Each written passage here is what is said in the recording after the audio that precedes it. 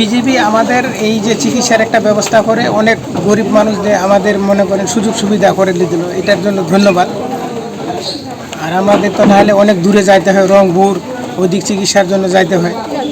এখানে আসে আমাদের অনেক লোকের উপকার করে দিল, গরিব লোকের। আমরা যাইতে পারবো না অনেকেই, এখানে এটা আমাদের মানে খুব ভালো কাজ করলো।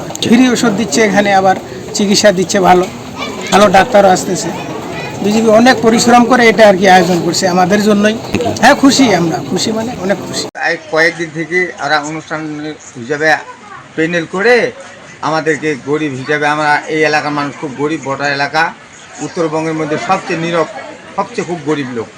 এই গরিব অনুপাতে ওরা আমাদেরকে সেবা হিসাবে আমাকে ওষুধ দিতেছে। ওষুধ দিয়ে আমরা এখন আমি পেশা মাপলাম, মাপা নিয়ে এখন ওষুধ নিব। 7 বছর থেকে চিকিৎসা করতেছি রংপুর, দিনাজপুর, ঠাকুরগাঁ, পঞ্চগড়, এদিকে কোনো দিকে রাখিনি। ভারত যাওয়ার জন্য আমি পাসপোর্টও করছি। তখন আমার আপনার এই পালাপালি যুদ্ধ, তখন ভারত আর ভিসা বন্ধ করে দিল। চলছে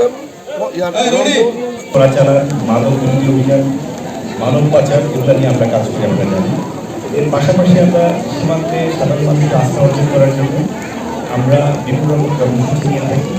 এর মধ্যে একটা অন্যতম কাজ হলো আমাদের সীমান্তবাসী যারা প্রত্যন্ত এলাকায় থাকি, তাদের চিকিৎসা সেবা নেওয়ার জন্য অনেক দূর যেতে পারি। সেখান থেকে তাদেরকে যেন একটু নিশ্চিতি দেওয়া যায়, সেজন্য আমরা চিকিৎসা সেবাটাকে সীমান্তে নিয়ে আসার চেষ্টা করে চিকিৎসা ক্যাম্পেইন করে থাকি। আমরা আজকে সেরকমই একটা ক্যাম্পেইন করছি, চিকিৎসা সেবা দেওয়ার চেষ্টা করছি। সীমান্তে যারা প্রান্তিক লোকজন আছেন, অসহায়গ্রস্ত আছেন, এই বর্ষা পরবর্তী বিভিন্ন রোগবালাই হয়, সেটাকে মাথায় রেখে আমরা এই আয়োজনটা করার চেষ্টা করছি।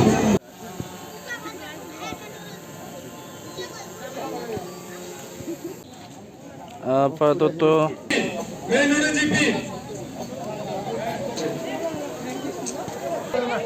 তো ওই জায়গা না আয়োজন করলাম, কেমন আছেন আপনারা? আমরা চাই আপনাদের দোয়া করেন, আমাদের জন্য, বাহিনীর জন্য দোয়া করেন।